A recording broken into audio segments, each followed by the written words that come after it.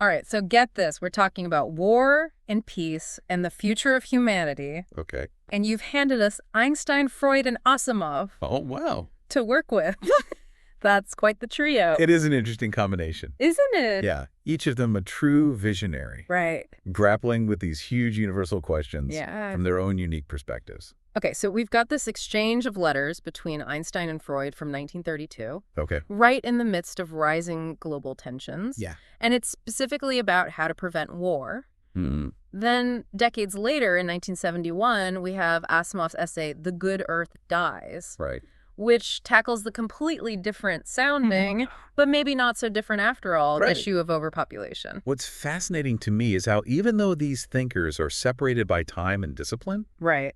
their concerns kind of converge Yeah. on this idea of humanity's capacity for self-destruction.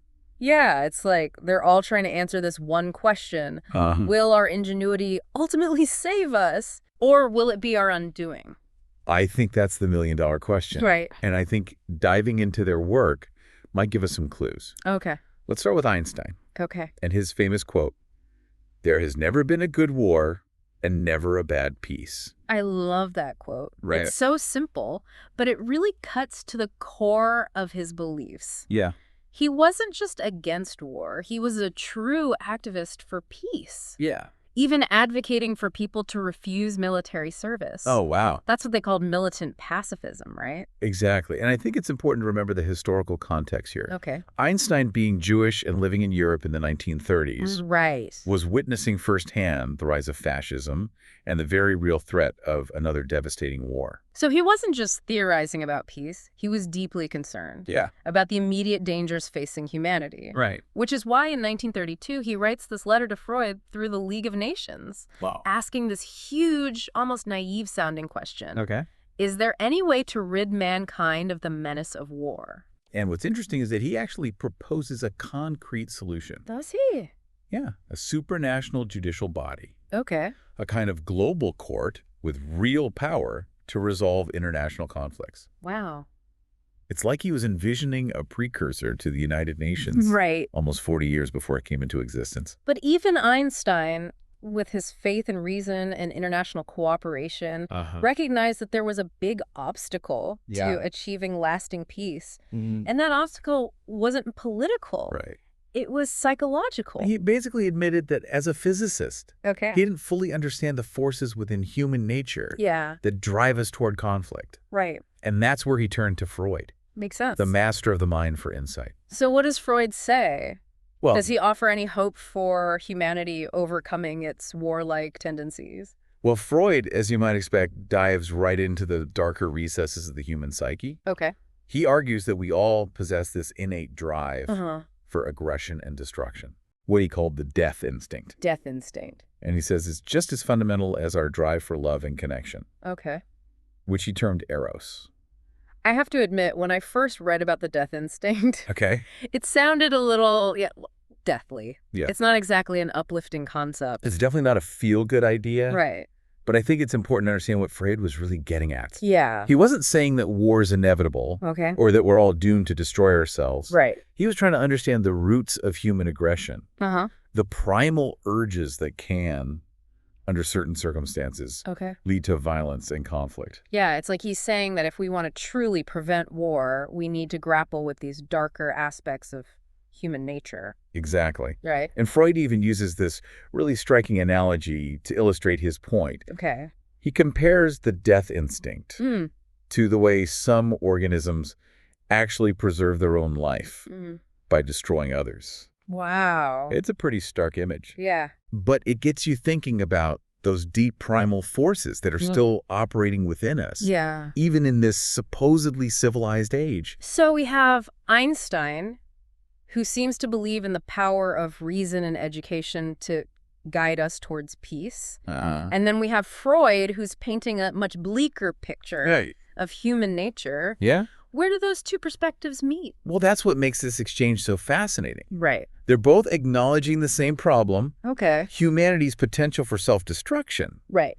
but they're approaching it from completely different angles. I'm seeing that, like, Einstein seems to believe that we can cultivate this superordinate stratum of independently think individuals, kind of like a global intelligentsia, to steer humanity away from war. He really believed in the power of reason and international cooperation. But Freud, on the other hand, was a bit more skeptical. Yeah. He did say that intellectual and emotional development can help mitigate those destructive urges. Right. But it's a slow process. Yeah. And those primal pulls are strong, right? That's right. And he even made this provocative statement. What's that? Why do we revolt so vehemently against war?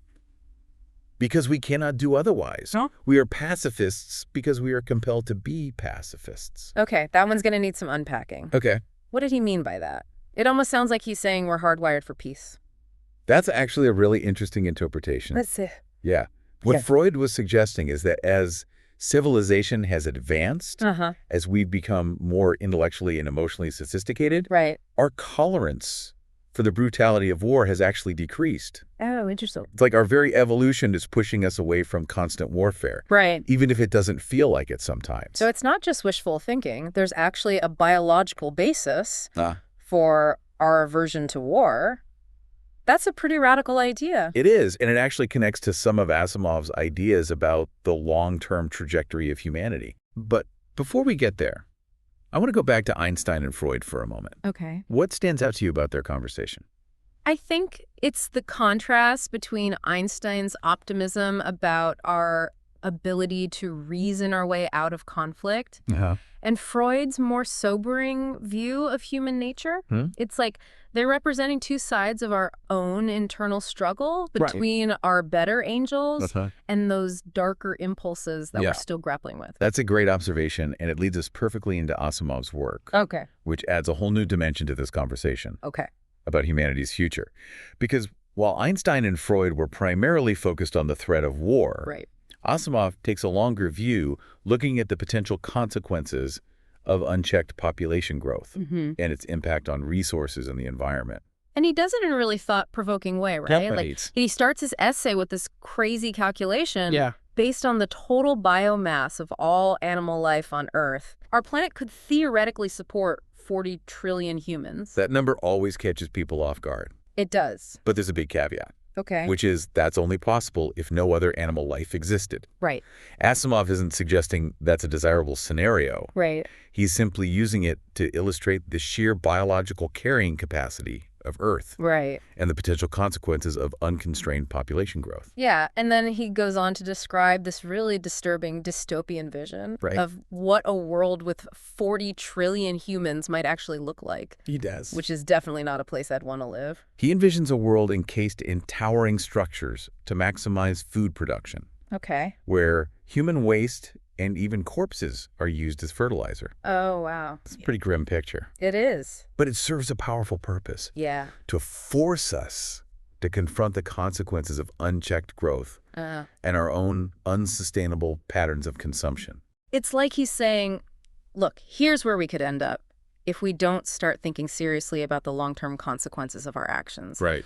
And it really makes you wonder, are we headed towards that kind of dystopian future? Yeah. Is that the legacy we want to leave for generations to come? It's a question that's more relevant now than ever, isn't it? Yeah. Especially with the increasing urgency of climate change and the strain it's putting on resources around the world. You're right. And I think that's where we start to see those fascinating connections between these three thinkers, even though they were writing decades apart and approaching these issues from very different angles. Yeah. What strikes me is how Asimov's concerns about overpopulation and resource depletion actually resonate with some of Einstein's anxieties about technology. You mean how technological advancements, while offering potential solutions, also contribute to the very problems they're trying to solve? Exactly. Yeah. Think about Einstein's fear of technology being used for destruction.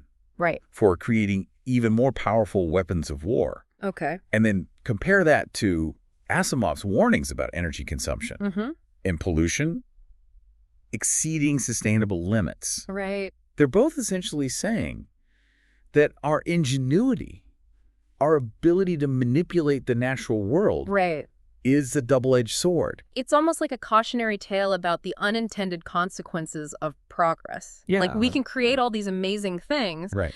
but if we don't carefully consider the long-term impact, we might end up creating even bigger problems for ourselves. And that's where Freud's insights about human nature become particularly relevant. Remember his idea of the death instinct, that primal drive for aggression and destruction? Right. It adds a whole other layer of complexity to this conversation. Because it suggests that maybe the problem isn't just technological or even political. It's something deeper, something inherent in our own psychological makeup. Exactly. It challenges those optimistic notions that we can simply reason our way out of these global challenges. That if we just create the right institution or come up with clever enough technological solutions, everything will be fine. So it's not just about finding better ways to manage resources or prevent war. It's about grappling with this fundamental question. Are we, as a species, even capable of the level of cooperation and self-restraint that a truly sustainable future requires? That's the big question, and it's one that I think all three of these thinkers were grappling with. In their own way. Einstein, with his faith in the power of a global intelligentsia to guide humanity towards peace and cooperation. Freud acknowledging that our very evolution, however slowly, might be pushing us away from those self-destructive urges. Interesting. And Asimov challenging us to move beyond national pride and short-term thinking towards a more global perspective. A recognition of our shared responsibility for the future of the planet. What's so remarkable to me is how relevant their concerns feel today, even though they were writing decades ago. It's like they predicted the mess we're in. It's true. The challenges they identified. Climate change, resource scarcity, political polarization, the destructive potential of technology. Are all issues we're still wrestling with, maybe even more acutely than ever before. But I think it's important to remember that they weren't just doom and gloom prophets. They also offered, in their own ways, glimpses of potential solutions, or at least avenues for further exploration. Absolutely. They weren't just diagnosing the problem. They're also trying to figure out how we might move forward, how we might steer humanity towards a more sustainable and just future. And that's what I find so compelling about their work. It's not just about understanding the past or even the present. It's about using their insights to help us navigate the future. Speaking of navigating the future, I want to go back to Asimov for a moment. We talked about his rather bleak vision of a world with 40 trillion humans. But his essay also offers some provocative solutions. Does it? To the problem of overpopulation. Like what I remember, he talked about the need for global cooperation. But are there any specific things he proposed? One of the most striking ideas he put forward was the need to separate sex from procreation. Oh, wow. He argued that we need to find ways to control population growth without sacrificing our individual freedoms and desires. That's pretty radical, especially considering he was writing in the early 1970s. It is. But when you think about it, it's an idea that's become increasingly relevant in the context of debates about reproductive rights and sustainable living. Exactly. Asimov was ahead of his time in many ways. He also emphasized the importance of developing sustainable technologies and reducing our overall consumption. And he was adamant that these solutions could only be achieved through global cooperation. A recognition that national borders and self-interest are ultimately counterproductive in the face of global challenges. It's like he was anticipating the rise of those global movements for climate action. The increasing awareness that our fates are interconnected. Regardless of where we live. I think he would be both fascinated and perhaps a bit dismayed by how things have unfolded. Fascinated by the technological advances we've made, dismayed by our continued struggle to address these fundamental problems. But I think he'd also be heartened by the growing movement for change. By the recognition that we need to act collectively and decisively if we want to create a better future. You know what stands out to me about all three of these thinkers? Is there unwavering belief in the power of human ingenuity? Okay. Even when they're painting these grim pictures of potential disaster, there's still this sense that we have the capacity to solve these problems, to choose a different path. It's a very humanist perspective, isn't it? It is. This faith in our ability to reason, to empathize, to create, to overcome even the most daunting challenges. And I think that's a really important message to remember. Yeah. Especially in these times when it's easy to feel overwhelmed by the scale of the problems we're facing. Yeah. These thinkers remind us that we're not just passive victims of circumstance. Okay. We have agency. We have the power to shape our own destiny. That's a powerful thought. It is. And it leads us to a really interesting question. What is that? If these thinkers were alive today, what would they make of our current predicament? What solutions might they propose? I'm going to go out on a limb here and say that Einstein would probably be pushing for even greater international cooperation. Maybe even some kind of global governance structure to address issues like climate change and resource allocation. I think you're right. And I can imagine Freud reminding us that we can't simply ignore those darker aspects of human nature. That greed and aggression are still powerful forces that we need to contend with. He might even suggest that we need to find more constructive outlets for those impulses, handling them towards something positive, rather than letting them fester and erupt in destructive ways. And Asimov, I bet he'd be doubling down on his call for a global perspective, for a shift away from those outdated notions of national pride and self-interest. He might even be advocating for some pretty radical solutions to overpopulation. He might. Like those population control measures he talked about in his essay. He was never shy about pushing boundaries. But I think he'd also be emphasizing the need to embrace sustainable technologies. To find ways to live in greater harmony with the natural world. What I find so fascinating is how, even though these thinkers were working in different fields and addressing different problems, their ideas ultimately converge on this point. If we want to create a truly sustainable and just future, we need to fundamentally rethink our relationship with ourselves, with each other, and with the planet we inhabit. That's a brilliant summation. It is. It's not about finding quick fixes or technological silver bullets.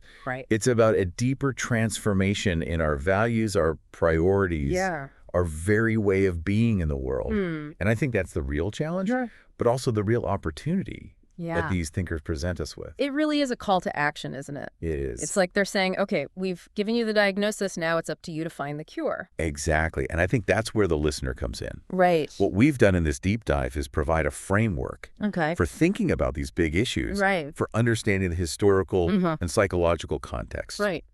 But it's up to each individual to take that knowledge and apply it to their own lives, their own choices, their own spheres of influence. So it's not just about listening to a podcast and feeling like, wow, those were some smart guys. It's about actually doing something, about engaging with these ideas in a meaningful way. What did Einstein say? What was that? The world is not dangerous because of those who do harm, but because of those who look at it without doing anything. Oh, wow. That's a pretty powerful reminder that we're not just passive observers. We all have a responsibility to act. So what does that look like in practice? I mean, where do we even begin to address these massive global challenges? I think it starts with those small everyday choices. How we consume, how we travel, how we engage with our communities. Are we supporting sustainable practices? Are we advocating for change in our workplaces and social circles? Are we holding our elected officials accountable for their actions or inaction on issues like climate change? It sounds almost too simple. But you're right. Those individual choices, when multiplied across millions, even billions of people, can have a real impact. And let's not forget the power of collective action. Joining movements. Supporting organizations that are working on these issues. Voting for candidates who prioritize sustainability and global cooperation. These are all ways to amplify our individual impact and push for systemic change. I think Asimov would be particularly enthusiastic about that idea of collective action. I think so. Remember his emphasis on moving beyond national borders, on recognizing our shared humanity and our interconnectedness in the face of these global challenges. He really was a visionary in that regard. And I think his ideas are even more relevant today. Right. With the rise of global movements for climate justice and social change, it's becoming increasingly clear that these are not problems that any one nation can solve on its own. Right. They require a coordinated global response. You know, it's funny. When we started this deep dive, I was a little intimidated, to be honest. Really? I mean, Einstein, Freud, Asimov, these are some pretty heavy hitters. They are. But as we've been talking, I've realized that their ideas are not just for academics or intellectuals. They're for everyone. I completely agree. And I think that's one of the things that makes them so enduringly relevant. Right. They were grappling with fundamental questions about human nature, about our place in the universe, about the choices we face as individuals and as a species. These are questions that we all grapple with, whether we're consciously aware of it or not. And they offer us a framework for thinking about those questions, for making sense of the complex world we live in. Right. But they also leave us with a challenge, a responsibility to take their insights and do something with them. That's a great point to end on. We've explored the roots of war, the limits of growth, the potential of human ingenuity, the need for global cooperation. Now it's up to you, the listener, to decide what you're going to do with this knowledge. Will you be a passive observer? Or will you be an active participant in shaping the future? That's the question. Will you let fear and cynicism paralyze you? Or will you embrace the possibility of hope and change? These are not easy questions. And there are no simple answers. I agree. But I think that's the beauty of it. Yeah. We're not being given a blueprint or a set of instructions. We're being invited to participate in a conversation. A journey of exploration and discovery. And who knows, maybe along the way we'll come up with solutions that even Einstein, Freud, and Asimov couldn't have imagined. That's the power of human ingenuity, right? It is. Our capacity to surprise ourselves, to transcend limitations, to create something new and beautiful out of the chaos. So to everyone listening, we leave you with this final thought. The future is not predetermined. It's a blank canvas waiting for us to paint it with our choices, our actions, our hopes and our dreams. Let's make it a masterpiece. Couldn't have said it better myself. Thanks for joining us on this deep dive. We'll see you next time for another fascinating exploration of ideas that matter. Until then, keep thinking, keep questioning, and keep learning.